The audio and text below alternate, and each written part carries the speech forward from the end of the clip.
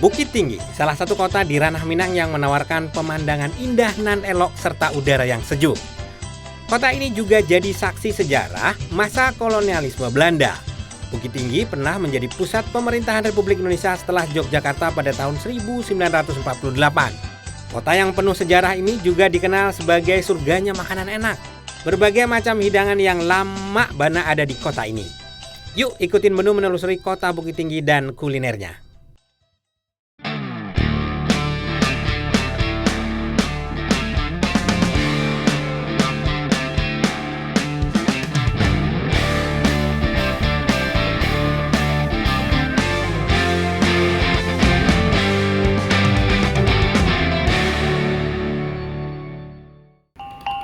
Pasar Atas adalah salah satu destinasi yang wajib dikunjungi saat berwisata ke Bukit Tinggi.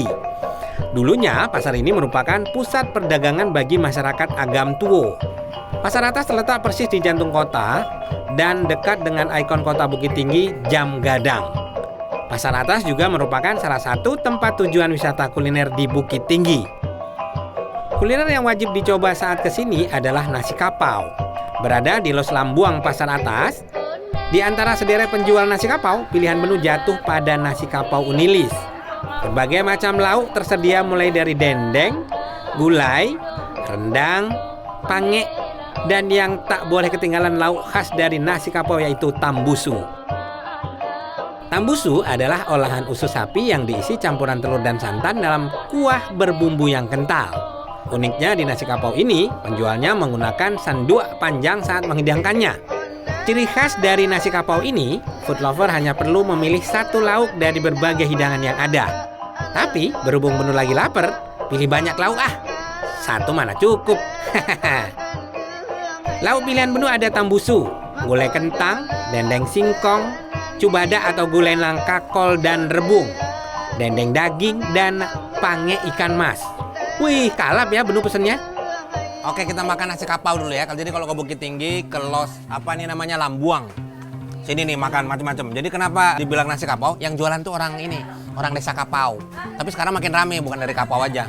Nah, kalau di nasi kapau bedanya sama nasi padang yang pada umumnya sih, kalau menurut menu sih komplit ya. Mereka tuh masangnya banyak banget. Ini ada dendeng, tapi dendeng singkong, dikriuk gitu. Jadi singkong digoreng gitu, terus dicampur sama bumbu rendang, dimasak sama bumbu rendang.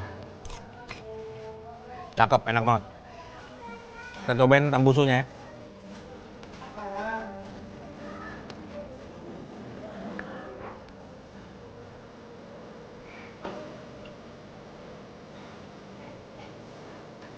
Kalau si usus sapi ini, si tambusu ini sama sekali nggak amis, udah enak banget karena rempah ya. Jadi ada telur di dalamnya, enak banget, lembut ya. Berasa kayak tahu dalamnya nih. Ini pakai tahu apa pakai telur? Telur kan? Oh, telur sama santan nih ternyata. Ya pakai bumbu yang pasti. Jadi enak banget ini. Lembut gimana gitu ya, berasa kayak tahu di dalam mulut tapi ada bumbu rempahnya. Mumtaz.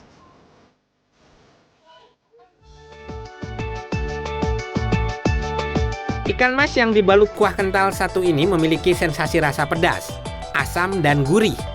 Semua lauk yang ada di nasi kapau ini emang juara deh, lama banget.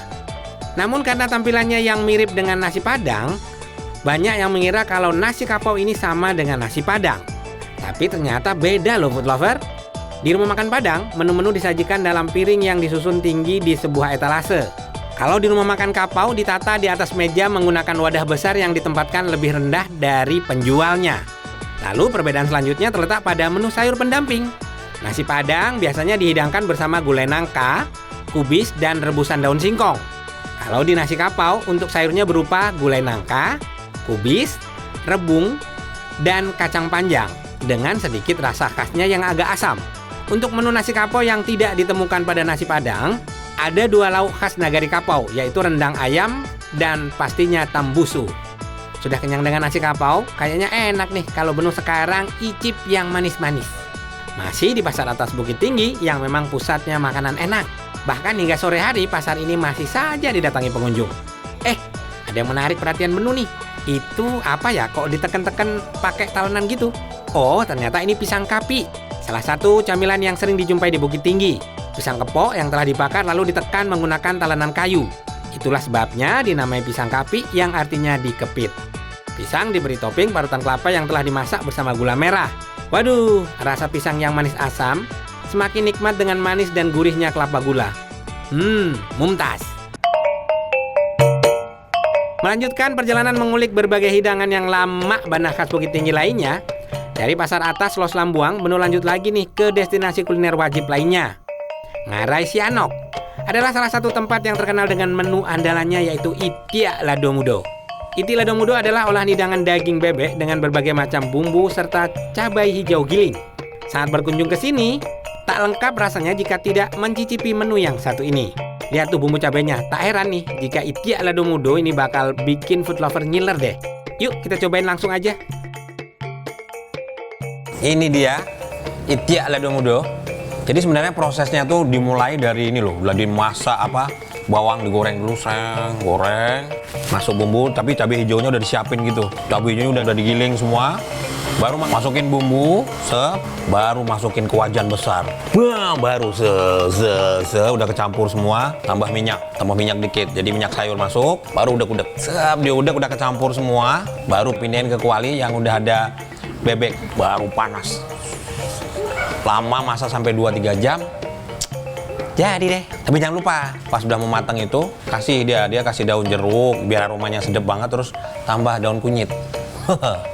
Mumtaz. Kita cobain ya. Ini dia. Nah, masya Allah nih. Jadi minyaknya masih menetes-netes.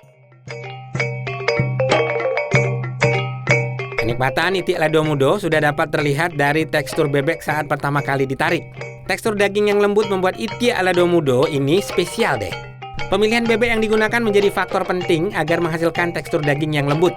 Bebek dewasa berusia 6 bulan dipilih karena daging bebeknya cenderung lebih tebal dan tidak mudah hancur saat dimasak. Kita cobain daging bebeknya langsung. Bismillahirrahmanirrahim.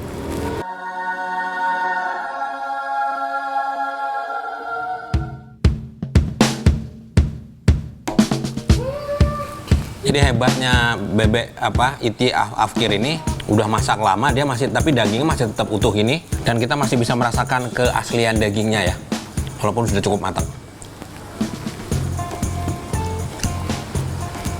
Mumtaz. Ini bebeknya empuk banget. Kalau pedas sih nggak begitu ya, karena dia pakai cabai hijau ya. Empuk banget, aromanya sedap, mantap ini. Ini lama bana. Teng.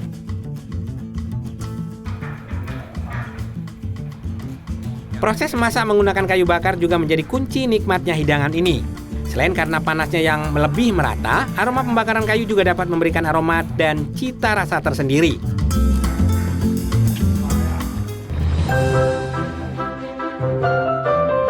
Setelah ini, Benu masih akan mengulik khasanah kuliner khas ranah Minang di Bukit Tinggi. Tetap di Food Story.